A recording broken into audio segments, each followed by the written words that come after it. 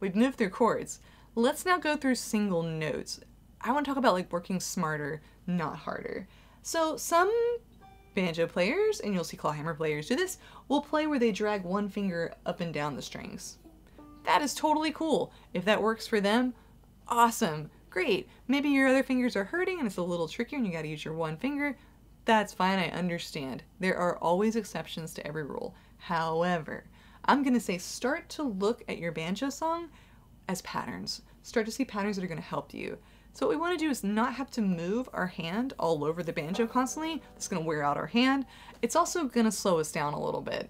So what we want to think about is like, let's say that we're going to have a note. Our first note is going to be open. The next note is going to be on the 3rd fret. The next note is going to be on the 5th fret of the first string.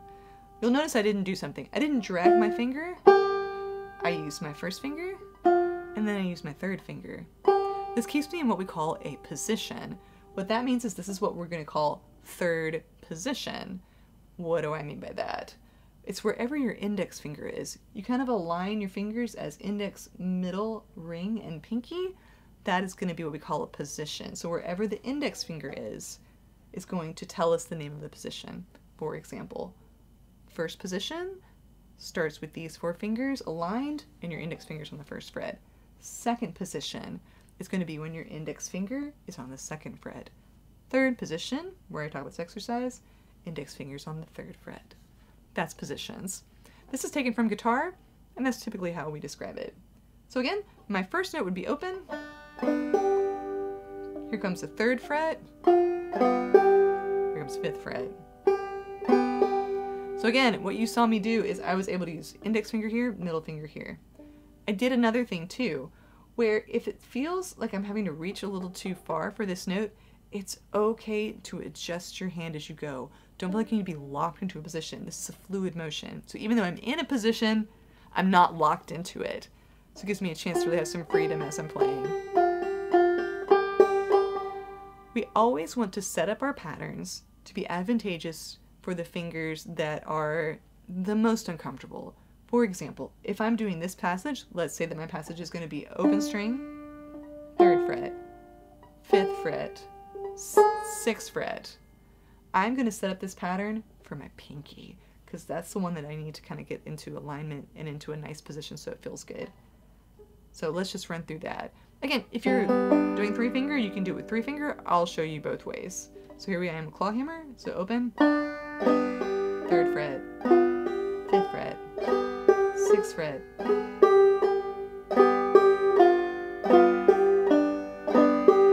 I'm kind of staying in position. If you're going to do rolls, let's do a forward roll.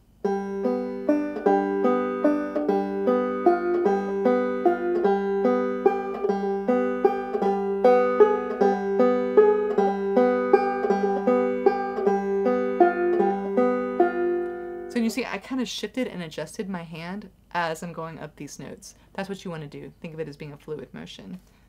So let's say that you have to jump positions.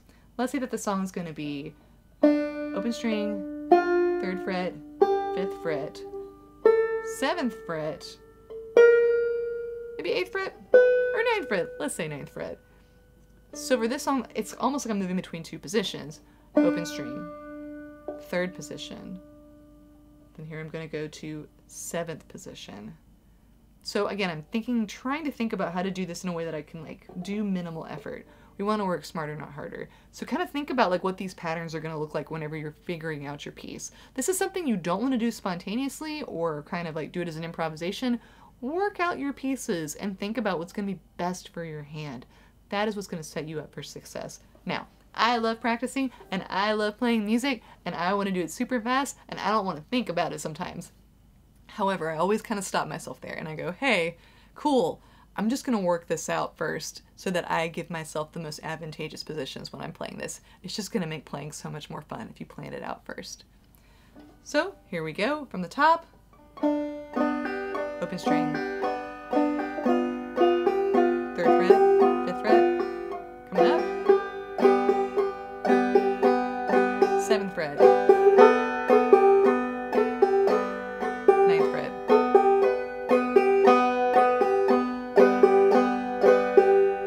Let's go back down. I'm gonna go back down with 3 finger. So I'm just gonna do a forward roll, just thumb, index, middle. 7th fret.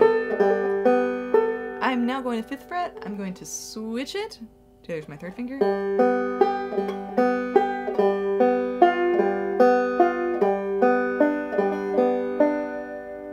I'm gonna go a little faster. I'll start with 3 finger.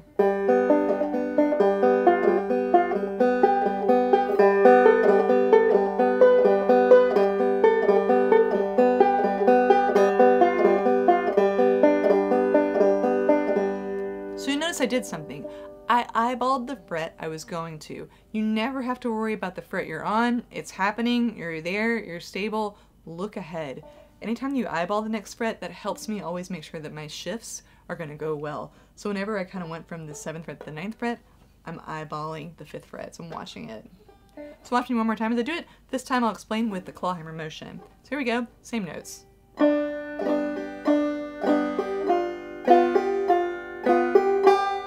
I'm looking at the 7th fret.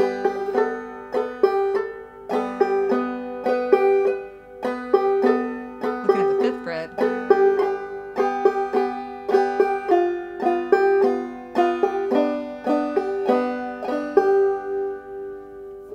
Of an exercise kind of gets you through it. Again, there's going to be exceptions to every rule. It depends on the piece. It depends on your hand position. It depends on if your hands are hurting. But again, what you want to watch out for is having a nice straight wrist and thinking about using positions to your advantage. If ever anything feels uncomfortable or weird, I always ask myself why. If ever I am caught in a situation where I'm like, wow, this piece is just not coming together, there's this one spot, I pause and I ask why. I start to kind of investigate what's happening. And the best thing to do with this is to not like put a bunch of emotion into it, like, oh, I'm like awful and I can't figure out this thing. Just take that out of it and ask the question of why? Why is this a strange thing for my body? Why is this a weird thing for my hands? And I find 9 times out of 10, it's just usually like a positioning thing that I'm working on, or maybe it's a speed thing, I'm going too fast. But again, just watch out for what's going on with your left hand. So again, if you feel any tension or any pain in your left hand, stop, take a break. You want to pause before you get to the place where you're hurting yourself. Some people will even set timers on their phone for like 15 minutes and it'll go off and then it leads you like, okay, cool, it's time to take a little break. And as you get, more used to this, you can set the timer for longer. I would just encourage you to like know your limits. When you get to a place that you're hurting, stop, take a break. Definitely check out what's going on with your hands. You can also videotape yourself. Using your phone is a great tool to videotape and just be like, oh, is my body doing anything maybe I don't really want it to do in that moment? Is there a more advantageous way to do this? Am I doing anything weird with my thumb? Because sometimes when we're in the zone of playing, we don't notice what we're doing. So it's good to kind of have either a banjo buddy to kind of talk you through, or have your phone handy and you can just videotape yourself. I hope this video has been useful. If you have any questions, please feel free to put them below in the comments and I will do my best to answer. Thanks so much for watching. Bye, banjo lovers.